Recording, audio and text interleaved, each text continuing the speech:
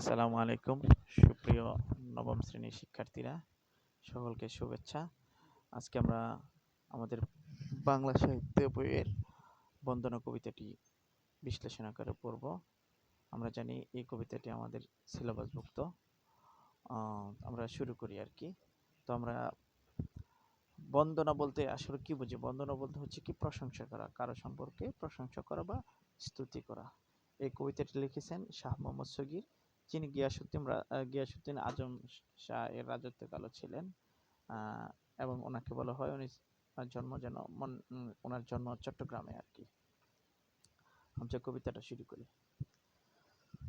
কবি লিখতেছেন, দ্বিতীয় প্রণাম করো মা ও বাপ পায়ে, জান দয়া হন্তে জন্ম হইল বসুদায়।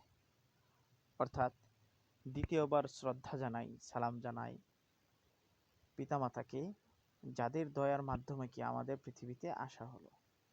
আচ্ছা, আমরা এখানে দেখছি জান। জান মানে হচ্ছে কি যার, হন্তে মানে দ্বারা কিংবা হতে, জন্ম হইল মানে হলো বসুদায়। অর্থাৎ আমরা দ্বিতীয়বার শ্রদ্ধা করব, সালাম করে পিতামাতার পায়ে বা পিতামাতাকে, যাদের দয়ার মাধ্যমে আমাদের পৃথিবীতে আসা হলো বা জন্ম হলো।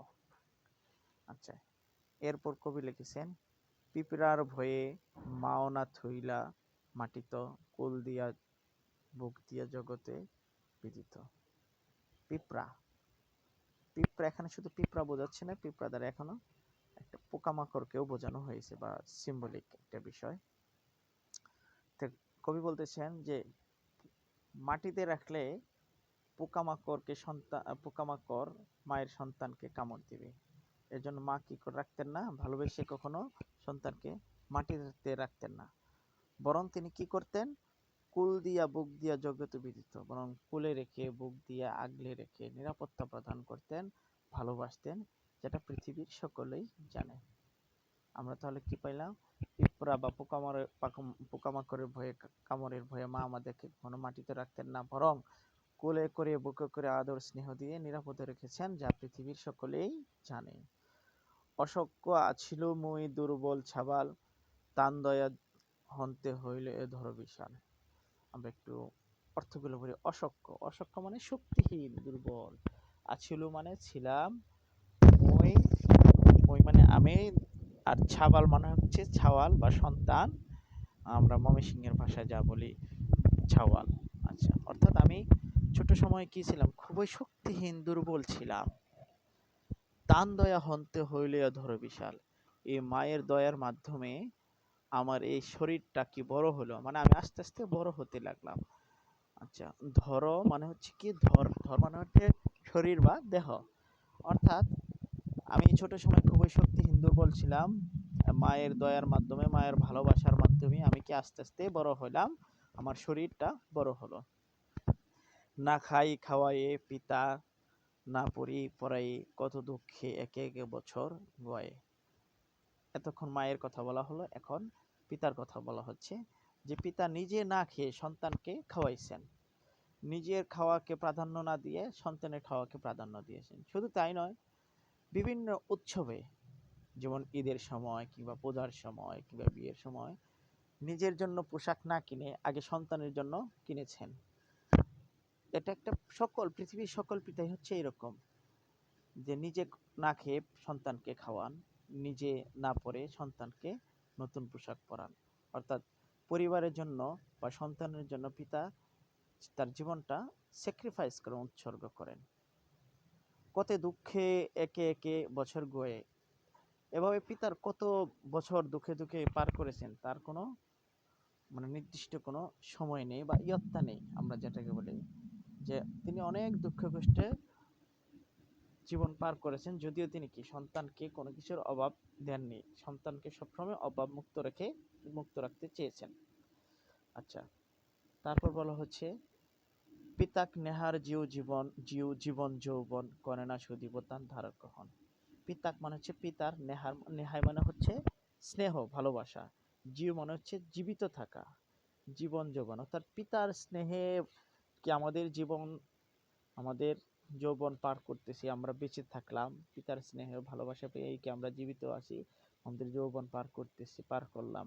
কনে না শুধিব তান ধারক কখন, কনে মানে হচ্ছে কখনো, শুধিব মানে পরিশোধ করা, তান মানে তার, ধারক মানে হচ্ছে ঋণ, কাহন মানে হচ্ছে সুলোপন বা টাকা পয়সা। যে কি কখনো তার এই যে ঋণ, আমাদেরকে এতভাবে ভালোবাসলেন, এত কিছু করলেন, এটা কি কখনো আমরা পরিশোধ করতে পারবো না। যদিও চেষ্টা করি কি আমরা টাকা পয়সা দিয়ে আমরা বড় হয়ে কোটিপতি হয়ে আমাদের বাবা মাকে আমরা ঋণ পরিশোধ করবো, এই চিন্তা যদি করি তাহলে সেটা হবে বোকামি। পিতামাতার ভালোবাসা বা স্নেহ কখনো কি টাকা পয়সা দিয়ে বা কোনোভাবেই পরিশোধ করা যাবে না, কারণ তাদের দয়ার মাধ্যমেই আমরা কি পৃথিবীতে বেঁচে আছি, আমরা বড় হয়েছি। কবি এটা এখানে বলতে চেয়েছেন। মায়ের পর পিতা, এবার আসলো শিক্ষকের কথা বলতেছেন কবি। উস্তাদে প্রণাম করো পিতা হন্তে বাড়ো, দূসর জনম দিলাতে হসে আমার। এখানে বলতেছেন যে এবার প্রণাম বা শ্রদ্ধা করতেছি আমার শিক্ষাগুরুকে, যিনি কি আমার পিতা থেকেও বড়। পিতার থেকে বেশি শ্রদ্ধা করব কাকে? শিক্ষককে। কেননা দূসর জনম দিলাতে হসে আমার, কেননা দূসর মানে হচ্ছে দ্বিতীয়বার, তিহ মানে হচ্ছে তিনি, তিনি আমাকে দ্বিতীয়বার জন্ম দিয়েছেন। আর সেটা কিভাবে? তিনি আমাদের শিক্ষা দিয়েছেন, তিনি আমাদেরকে শাসন করেছেন, তিনি আমাদেরকে মনুষ্যত্ব কি জিনিস সেটা তিনি বুঝিয়েছেন। একজন মানুষ দেখতে মানুষ হলে কিন্তু আসলে সে প্রকৃতপক্ষে মানুষ নয়, যদি তার মনুষ্যত্ব না থাকে। এই জন্য আমাদের এলাকায় যে কথা আছে যে কি একটা বাপ মা বানায় ভূত, উস্তাদে বানায় ভূত, অর্থাৎ পিতামাতা সন্তানকে লালন পালন আদর স্নেহ সবকিছু করে, কিন্তু তাকে কি প্রকৃতপক্ষে ভালো মানুষ ততক্ষণ পর্যন্ত তৈরি করতে পারে না যতক্ষণ না পর্যন্ত সে শিশু মানে শিক্ষকের কাছে না আসে, শিক্ষকের শিক্ষার মাধ্যমে আলোয় উদ্ভাসিত না হয়। এই জন্য কবি এখানে পিতাকে কি মানে শিক্ষককে বলেছেন দ্বিতীয় জন্ম দিয়েছেন বলে সম্বোধন করেছেন। এখানে বলা হয়েছে শিক্ষককে পিতার চেয়ে বেশি সম্মান করো, কেননা তিনি আমাকে দ্বিতীয়বার শিক্ষার আলো দিয়ে জন্ম দিয়েছেন। আম্মা পুরবাসী আছো যত পৌরজন, ইষ্টমিত্র আদি যত সভাসদগণ।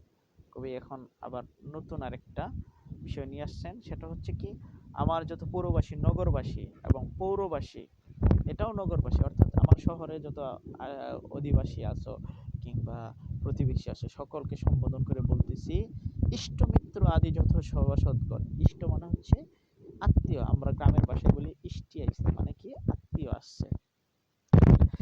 ইষ্টমিত্র আত্মীয় বন্ধু, আদি মানে এখানে বোঝানো হচ্ছে বয়োজ্যেষ্ঠ মুরব্বী বৃদ্ধ মানুষ, যত মানে যত, মানে সভাসদগণ মানে হচ্ছে কি রাজদরবারের লোকগণ। আমরা জানি এই কবিতার কবি যিনি লেখক শাহ মোহাম্মদ শকীর, তিনি গিয়াসউদ্দিন আজম শাহ রাজত্বকালে ছিলেন। আর রাজদরবারে কি থাকে? সভাসদ থাকে, মানে এই যে বিভিন্ন লোক, মন্ত্রী, তারপর উচ্চপদস্থ লোক থাকে, এদেরকে সভাসদ বলা হয়। তো এখন কবি বলতেছেন যে আমার শহরে যত নগরবাসী আছেন, বড়বাসী আছেন সকলকে, এবং আত্মীয় বন্ধু বান্ধব মুরব্বী এবং রাজদরবারের যারা আছেন সম্মানিত ব্যক্তিগণ সকলকে আমি বলতেছি, উদ্দেশ্য করে বলতেছি কি তান সবান পদে মহার বহুল ভকতি, এখানে ভক্তি লেখা আছে, ভকতি হবে, যে তাদের সকলের পায়ে আমার সালাম বা কদম বুঝছি, তাদেরকে আমার সশ্রদ্ধ সালাম। আর সেটা কিভাবে করতেছেন? সপুটে প্রণাম মহার মনোহর গতি। সপুটে মানে হচ্ছে কি নিজ হাতে, মহার মানে আমার, মনোহর মানে মনের ইচ্ছা, মনের মনোহর গতি হচ্ছে কি মনের ইচ্ছা।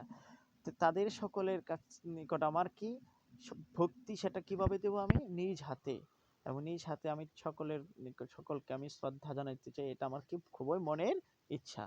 অর্থাৎ তাদের সবার পায়ে আমার অনেক শ্রদ্ধা কদম বুঝি, আমার মনের ইচ্ছা আমি তাদেরকে কি নিজের হাত দিয়ে যেন প্রণাম করি। মোহাম্মদ সগির হীন বহুপাপ ভার, সবানক পদে দোয়া মাগো বারবার। অর্থাৎ কবি এখানে নিজেকে খুবই নগণ্য অতি ক্ষুদ্র মানুষ হিসেবে ফুটিয়ে তুলে বলতে চাচ্ছেন যে মোহাম্মদ সগির অত্যন্ত আমি খুবই নগণ্য একজন ব্যক্তি, আমি কি পাপের বোঝা বহন করে বেড়াচ্ছি বা পাপের বোঝা বহন করতেছি, সুতরাং সবানক পদে দোয়া মাগো বারবার। এই যে সকলের কাছে কি আমার একটা অনুরোধ, আমার একটি দোয়া, সেটা কি আমার জন্য আপনারা বারবার আমাকে প্রার্থনা করবেন। আচ্ছা, সবানক মানে হচ্ছে সকল, মাগো মানে হচ্ছে এখানে প্রার্থনা।